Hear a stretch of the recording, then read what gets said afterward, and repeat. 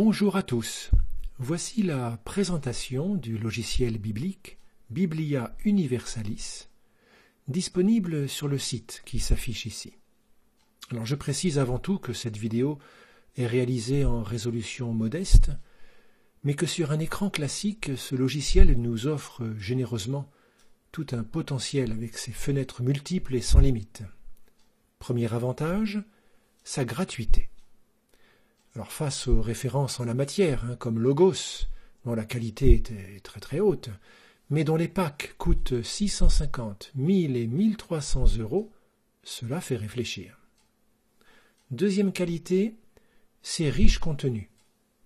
56 versions de la Bible, dont 40 en français, 11 commentaires bibliques, 9 dictionnaires bibliques, 190 livres de Flavius Joseph à nos jours, en passant par les pères de l'Église. Et ce catalogue ne cesse de s'augmenter. Troisième atout, son caractère évolutif. La bibliothèque personnelle permet d'inclure ses propres fichiers, et le programme s'enrichit sans cesse, comme je l'ai dit, de nouvelles fonctions, mais surtout de nouveaux modules. Quatrième intérêt, il est paramétrable.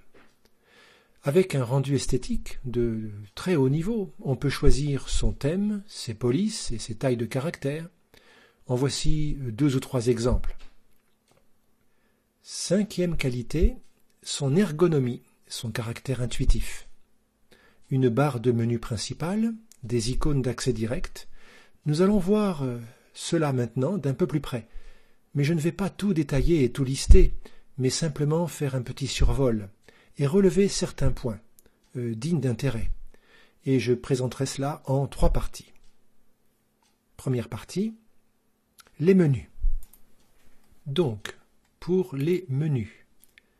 Premier menu, style, qui permet de définir le thème choisi, le type de police désiré et la taille des caractères, pour le confort des uns et des autres.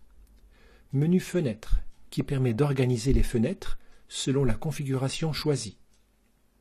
Menu Bible, qui permet d'entrer dans le texte biblique proprement dit. Je ne vais pas passer tous les sous-menus en revue, juste 2 ou 3 à titre d'exemple. Par exemple, le texte biblique et 2 commentaires. Nous cliquons. Nous avons en nouvelle édition de Genève 79 la version souhaitée et les 2 commentaires que sont ici prénotés, Bible annotée, Encyclopédie des difficultés bibliques sur Juge 3. Affichons. 3 colonnes. Le défilement est synchronisé. Petite remarque, l'Encyclopédie des difficultés bibliques se présente également sous forme papier, dans le commerce, en 8 ou peut-être même 9 volumes, et l'ensemble totalise plus de 400 € d'investissement sur le papier. Ici, tout est présent. Dans le menu Bible toujours, ce qu'on utilise souvent, recherche dans la Bible. Par exemple, dans l'édition de Genève, verbe sanctifier, mais avec ses différentes formes conjuguées. Bible entière, différents filtres ou différents critères de recherche. Apparaissent ici un histogramme qui nous montre dans quel livre ce verbe est présent, au total 125 fois, et l'ensemble des passages apparaît dans cette fenêtre. Si l'on veut comparer d'autres versions, toutes les références sont cliquables pour voir par exemple ce que dit Martin David pour Exode 29, 27. Nous aurons l'occasion de revenir sur d'autres sous-menus. Voyons quand même comparer 4 versions de la Bible. Nous entrons les versions souhaitées, sur Juge 3 toujours, en colonne. J'attire votre attention sur la version Septante, qui est bien sûr la traduction grecque de l'hébreu de l'Ancien Testament, qui ici est proposée en grec évidemment, mais aussi avec 2 traductions françaises, celle de Pierre Giguet et celle d'Alexandrie, mais partiellement. Cliquez sur les variantes, parce qu'il y a 2 variantes possibles, qui sont proposés ici, mais également sur l'introduction. L'introduction de la version des 70, avec une table des matières et des sous-menus importants. Voyons l'index des mots grecs à titre indicatif. Les mots grecs qui sont discutés ou développés sont présentés ici. Je prends le deuxième au hasard. On arrive sur un dictionnaire qualifié de Strong, mais toutes les définitions grecques du Nouveau Testament sont aussi traitées avec les définitions du Bailly, dictionnaire de référence en la matière. Étymologie, nature du mot, occurrence. On peut rechercher bien sûr tous les passages qui contiennent ce mot précis. Là, tu aimeras, en faisant défiler.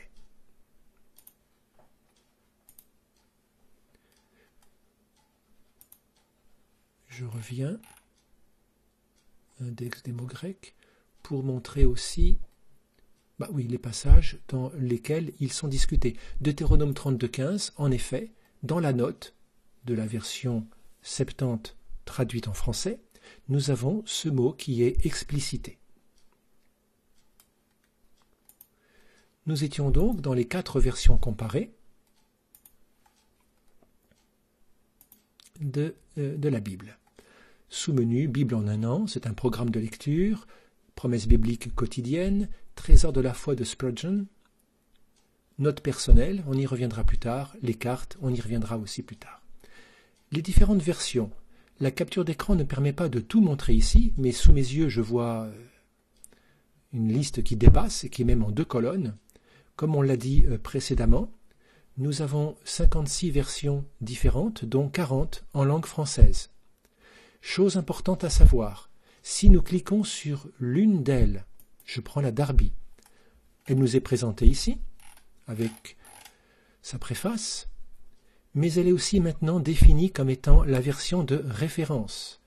C'est-à-dire que si l'on ouvre une référence quelconque, Jérémie 13, elle sera ouverte en version Darby, ce qui évite de rechercher systématiquement la version souhaitée, de préférence, elle est là définie à l'avance. Je vais revenir aux versions et reprendre la version seconde Genève 79 par défaut. On peut entrer aussi par le biais de Ancien Testament, Pentateuque, etc., Nouveau Testament. Le menu commentaires nous ouvre la liste des commentaires disponibles et on peut, avec le bas, afficher une entrée selon son choix. Ici, nous avons Genèse 11, 1, commentaire de Matthew Henry. On peut changer les commentaires, bien évidemment. Les chapitres. Faire défiler, verset par verset, quand le commentaire est annoté verset par verset.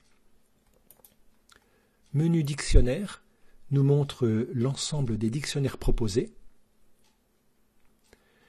C'est l'occasion peut-être de présenter le dictionnaire combiné, ou les dictionnaires combinés. C'est une première, nulle part ailleurs cela existe. Nous avons ici un outil de recherche de mots. Nous avons aussi une recherche par lettres. À titre d'exemple, je vais plutôt prendre le tableau des lettres en partant sur un B. Voici donc, sur plusieurs colonnes, les différents dictionnaires proposés avec la terminologie second. L'intérêt d'un tel outil, c'est que bon nombre de mots, ont des orthographes différentes selon le dictionnaire en question. Exemple, Baracha, Beraka chez second, Beraka, Beraka en nouveau dictionnaire biblique, Beraka, mais on a Baracha, Beraka. Chez Calmet, l'orthographe est différente. Là encore, ce n'est pas très révélateur, mais il y a beaucoup de variantes dans les orthographes des noms propres, notamment.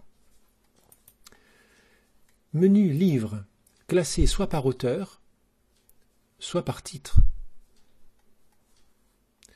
190 livres actuellement et le nombre ne cesse d'augmenter.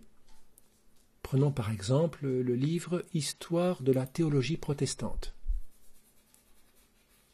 avec une table des matières permettant d'entrer directement dans les chapitres concernés. Menu maison, retour à l'index, recherche de mots, par exemple, prédestination, touche entrée, apparaît ici une fenêtre qui mentionne tous les paragraphes dans lesquels le mot est présent. Au total, cela représente 66 occurrences. Menu script, l'auteur ici nous offre différents scripts dont l'intérêt sera à voir par chacun, avec le menu statistique sur la Bible. Menu outils, qui ne sera pas présent dans les versions classiques, puisque seuls ceux qui sont contributeurs actifs ont ce menu. Il permet notamment d'éditer des modules, de les contrôler, etc. Menu web, qui permet d'ouvrir sur des sites extérieurs, et le menu à propos, qui contient la documentation. Il est toujours très utile de lire la documentation, de façon à profiter pleinement des possibilités du programme. Mais il y a également, pour l'enregistrement du logiciel, la liste des modules. Nous avons les versions bibliques, les commentaires, dictionnaires et les livres, qui sont tous cliquables. Calvin, homme d'église, et nous entrons.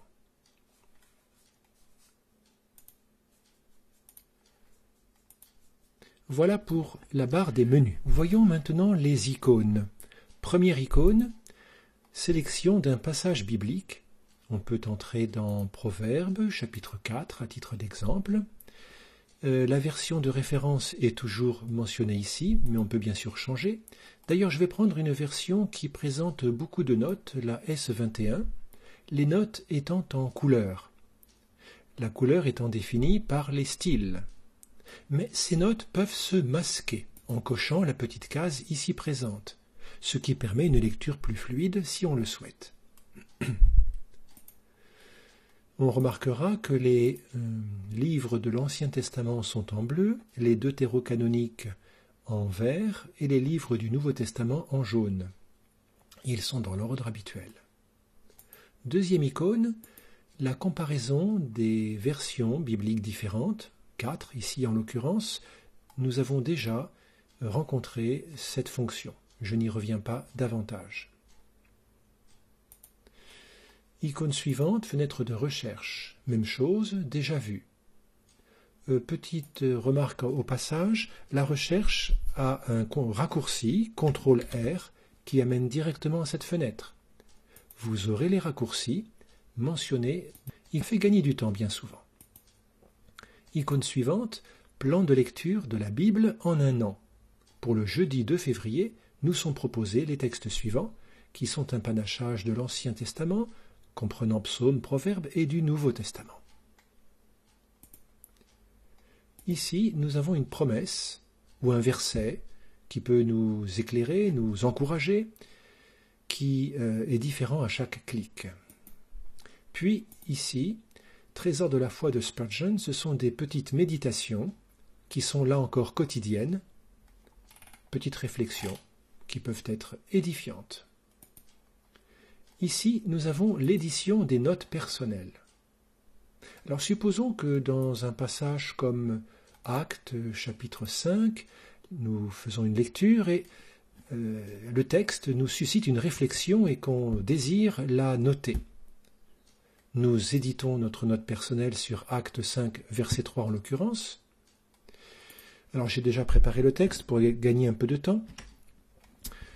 Sur le Saint-Esprit, il y a ici un tag, des balises H3 qui sont des balises de titre. Si on souhaite mettre des balises de titre, elles nous sont proposées ici directement. Titre 3, et on écrira au milieu de ces balises le titre souhaité. Cette balise nous montre le début d'un paragraphe décalé, donc indenté. On ne ment pas à quelque chose, mais à quelqu'un. Le bold signifiera que le mot sera en gras, et le commentaire personnelle va être rédigée ensuite, et celle-ci nous montre la fin du paragraphe qui a été commencé ici. Je retire cette balise et je vais sauvegarder cette note. Sauvegarder. Nous constatons que un petit signe apparaît ici à droite du verset 3, ce qui veut dire qu'il existe une note personnelle. Nous allons pouvoir la regarder. Elle apparaîtra ici, dans les notes personnelles, avec le titre dont j'ai parlé, le mot en gras dont j'ai parlé, le paragraphe décalé, etc. Très intéressant pour apporter les réflexions personnelles que nous avons. Icône suivante, cartes et images. Contrairement à la table des matières qui paraît moyennement fournie, il faut savoir qu'il y a entre 1000 et 1200 visuels différents. Par exemple, ceux de la Bible Online ont été intégrés. Le temps du roi Salomon. Je vais en fin de page. Nous avons des représentations du temple, y compris en couleur, début de page, mais aussi des cartes qui correspondent donc à la période de Salomon. Icône suivante, la liste des références saisies. Là, aujourd'hui, j'ai saisi Matthieu 10 et Luc 6,5 dans cette fenêtre à droite, d'accès rapide. Pour ce qui est des abréviations, là encore, la documentation vous les donnera, et on s'y fait très vite, et cela permet de gagner du temps. Si l'on veut afficher 1 Corinthiens chapitre 6, eh bien nous aurons 1 Corinthiens chapitre 6, et dans la liste des références nouvelles, ce passage apparaîtra. Quand on fait beaucoup de recherches ou d'affichage de versets ou de textes, cela permet de les retrouver très facilement et donc d'avoir ou de connaître un gain de temps. Nous avons ici l'entrée vers les commentaires. Nous choisissons le commentaire désiré, le livre, le chapitre, le verset. Puis, sur la même formule, l'entrée dans les dictionnaires. On choisit son dictionnaire. De A à Z, nous avons toutes les lettres. On peut commencer par le D. Tous les mots sont présents ici. Pour gagner du temps, on peut l'écrire dans la fenêtre et le rechercher. Toutes les références sont cliquables. Je ne reviens pas sur le dictionnaire combiné dont on a déjà parlé. Le dictionnaire grec-français, on l'a déjà un petit peu aperçu tout à l'heure, mais là c'est l'entrée générale qui permet de sélectionner la lettre grecque, d'écrire le mot en grec désiré et de rechercher alors le mot en question. C'est un dictionnaire qui est codé Strong.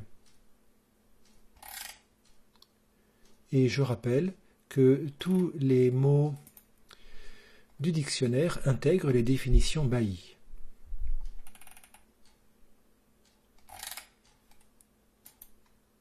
Après les dictionnaires, nous avons cette icône qui pointe vers un livre spécial qui s'appelle Les Évangiles en parallèle. Je vais élargir. Dans un livre, on navigue de page en page. Nous avons ici un index des sections de ce livre des Évangiles en parallèle correspondant au passage biblique en question. Par exemple, la section 21 nous présente Matthieu 3, 1 à 3. Et c'est vrai que la section 21 nous présentait Matthieu 3, 1 à 12. Oui, plutôt 1 à 12, parce que je n'ai pas déroulé la page dans sa suite. Revenons à la section 21, donc. Les évangiles, ou les récits de l'évangile sont bien en parallèle pour favoriser la comparaison. Vous voyez, les versets suivants de Matthieu 3 sont là. Par exemple, nous aurons les deux généalogies en regard, de façon à ce qu'on puisse les comparer avec facilité. Icône suivante, la Bible chronologique présente l'intérêt suivant de présenter les événements de façon suivie. Le début ne sera pas Genèse 1.1, mais sera Jean 1. Au commencement était la parole. D'éternité en éternité tu es Dieu. Puis Genèse 1, la création, etc. On retrouvera d'ailleurs un petit peu l'équivalent des évangiles en parallèle au chapitre 16, mais également pour l'Ancien Testament, après le schisme, le royaume d'Israël d'un côté, le royaume de Juda de l'autre.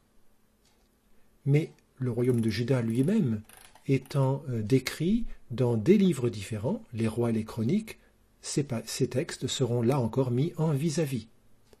Cela permet d'avoir une lecture suivie sur la trame chronologique des événements.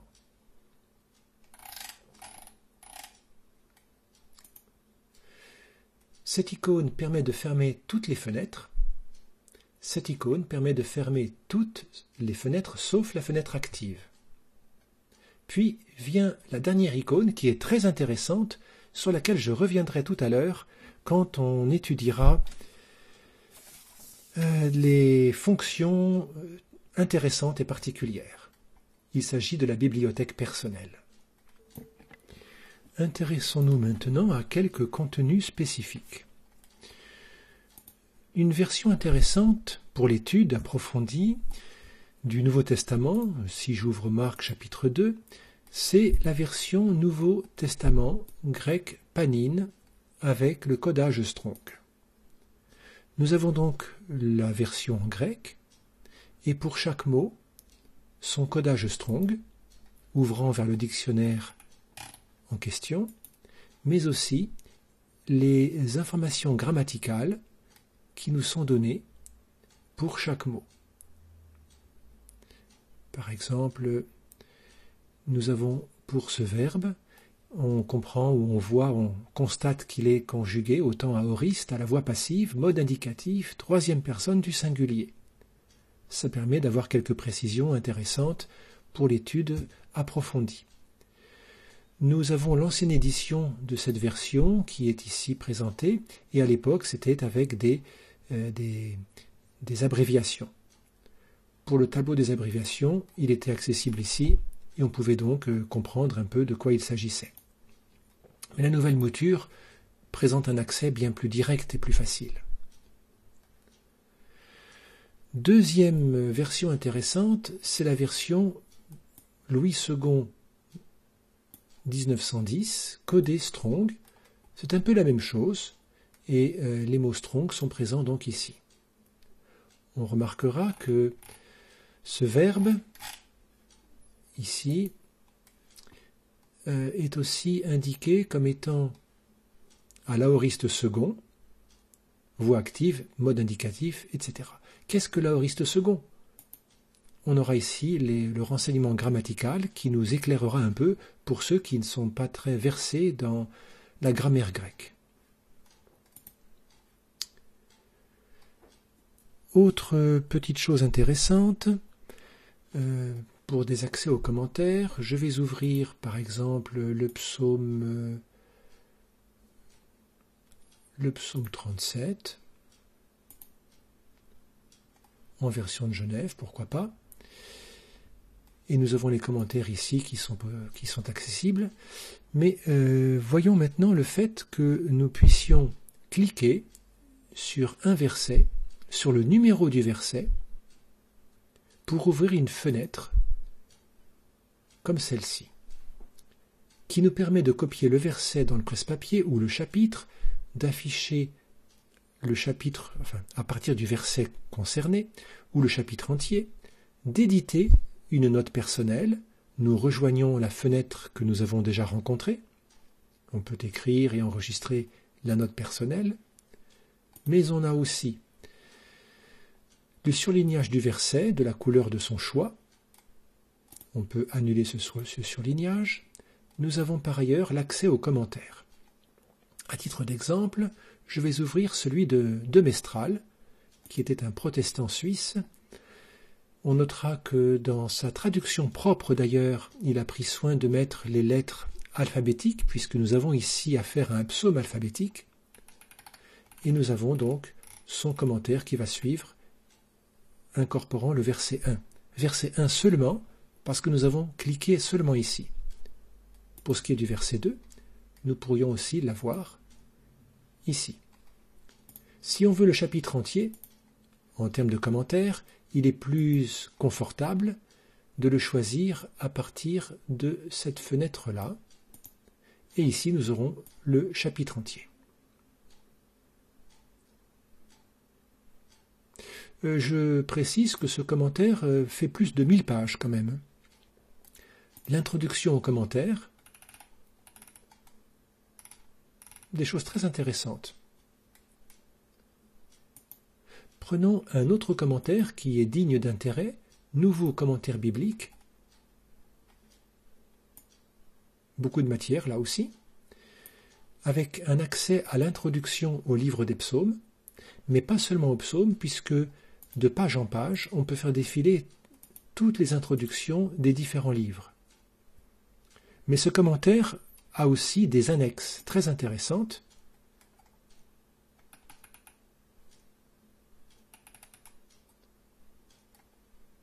L'ensemble des cartes correspondant au temple d'Ézéchiel, chapitre 40 et suivant.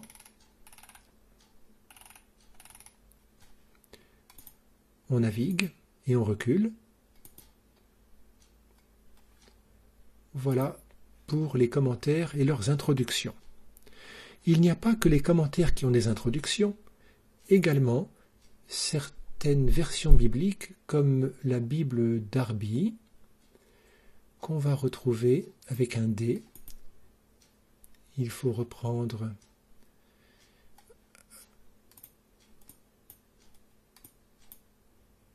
d'ici, en mode normal, et au début du livre. Voir l'introduction au livre.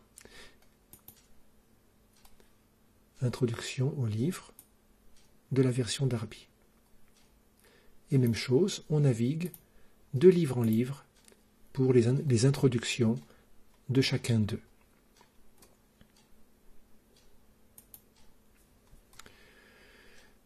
À titre d'information, on précise qu'il y a en chantier certains travaux, par exemple un Ancien Testament interlinéaire qui apparaîtra sous cette forme-là. Là encore, il est codé Strong et il présente également des indications grammaticales qui sont d'ailleurs toutes cliquables pour détailler davantage. Mais nous sommes là en termes de projet. Même chose d'ailleurs pour le Nouveau Testament, qui est aussi en projet. Sur les contenus particuliers, j'aimerais porter votre attention sur un atlas de la Bible qui présente un bon nombre de pages ou de chapitres. Vous cherchez un lieu par exemple, on peut démarrer tout de suite sur l'index général des lieux, et là nous en avons des centaines. Beth Eket, que je prends au hasard, présent dans 2 Rois 10, versets 12 et 14, sur la carte 80, d'ailleurs accessible au dictionnaire. Beth Eket, il suffit de chercher Beth Eket, et on le trouvera sur la bonne ligne. Donc, page 80, on y va, et en cherchant bien, nous trouverons Beth Eket quelque part.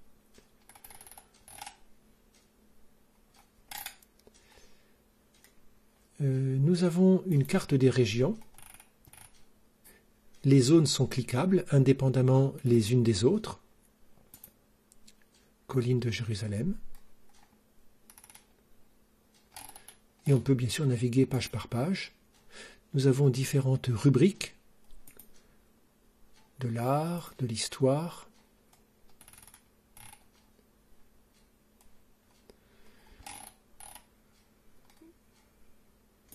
l'écriture, et nous avons une introduction qui est intéressante avec un grand tableau qui ici n'est pas visible dans son intégralité, mais sur un grand écran, c'est particulièrement intéressant. Voilà pour cet atlas. qui méritait aussi notre attention. Nous avons évoqué les mots grecs du Nouveau Testament. Intéressons-nous d'un peu plus près au lexique Strong.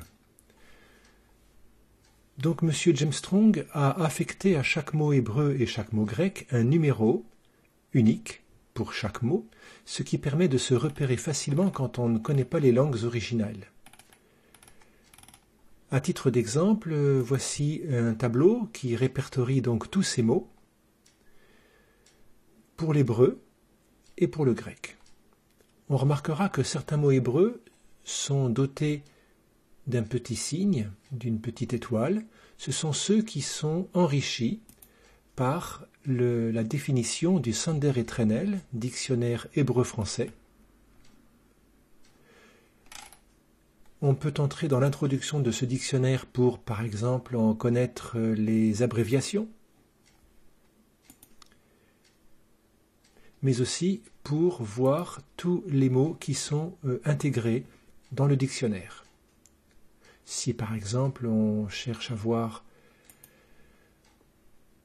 on cherche le mot mavet qui veut dire la mort, on l'aura ici, qui est expliqué.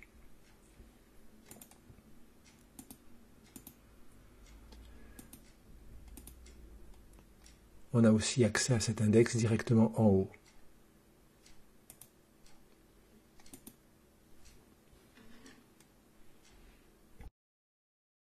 Nous allons terminer avec la dernière rubrique, la troisième et dernière partie, sur quelques fonctions intéressantes.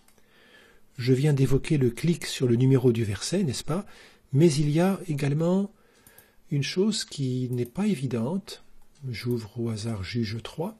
Sur la barre de navigation ici des différents chapitres, un clic sur la flèche de gauche nous fait aller un chapitre en arrière, flèche de droite un chapitre en avant, mais si on clique au milieu de cette barre, nous nous déplaçons de 10 chapitres en 10 chapitres. Ce qui permet d'aller un peu plus rapidement à l'endroit désiré. Il est maintenant temps aussi de parler de cette fameuse bibliothèque personnelle. Alors là, il s'agit de la mienne. Je l'ouvre. On peut y mettre des images. Je me suis fait un accès rapide au dictionnaire combiné. C'est-à-dire qu'en un seul clic, on arrive au tableau des différentes entrées des dictionnaires pour un gain de temps. Nous avons les abréviations des livres pour la saisie rapide dans la barre de saisie qui est présente ici. Je m'y suis mis aussi quelques leçons de grec.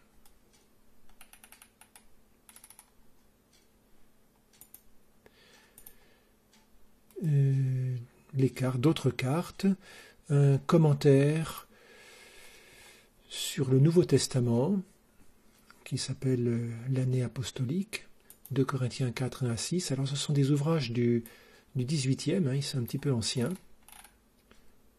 Bon. Ça peut être des compléments intéressants.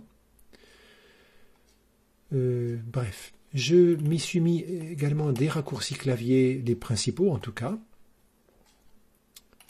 et puis aussi les abréviations correspondant au Nouveau Testament Panine, pour mieux comprendre de quoi il s'agit dans les analyses grammaticales. On peut créer plusieurs pages et étoffer à loisir ce programme par des documents personnels.